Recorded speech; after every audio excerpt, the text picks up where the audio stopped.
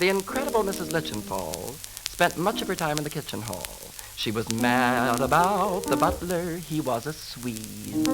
Mrs. Litchenfall was wealthy, dusty and busty and squat, and beneath graying tresses her mental recesses held inhibitions and yens long years fraught.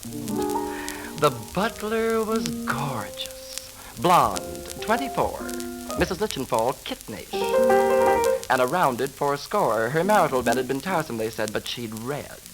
And now, though she should have been dead, she was butler conscious, but aware. For he was 6'3", and every inch he, and oh, how she loved to have him seat her. She would sigh with delight as he carved with all his might, and with a fine rump roast would greet her. More, she would cry, it's just too wonderful that I, of all women, should be thrown this pantry jewel. And the Swedish Adonis took her like a connoisseur. Mrs. Litchenfall, the fool. Now, with her breakfast tray, Mrs. Litchenfall would say, what lovely fruit, you handsome brute. And Leif would reply, in a manner sly, cherries for my lady, I hope they suit. Things progressed like a hearse from bad to worse. Her spoons were taken, her pearls in her purse. A series of strange, inexplicable losses, not the least of them being her collection of Georgian crosses.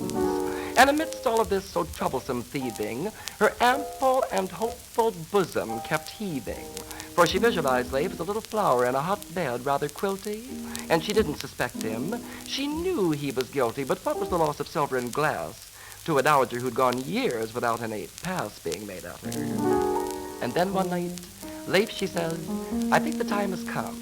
Let us drink, just you and I, while there's something left to drink from. You've taken much. Now, dear, you'll give. Unless, of course, you're not eager to live. You're on a spot. I hope you know it. And if you've that big appreciation that I think you have, I'll be more than happy when you show it. In an hour, in my bower, take a shower, keep it clean. I've had quite enough of this trailer. If there is a feature, let it be seen. Leif was frantic. He, the major domo. He, the masterful, the beautiful. Only 3 knew he was homo. What, oh God, what a need to give her, that Bulgarian of a dowager who now insisted that he deliver. 39 steps he counted as he mounted to her room. That frilly little chamber, oh, so soon to be his tomb. He opened the door and faltered. I can't, he said, I'm not.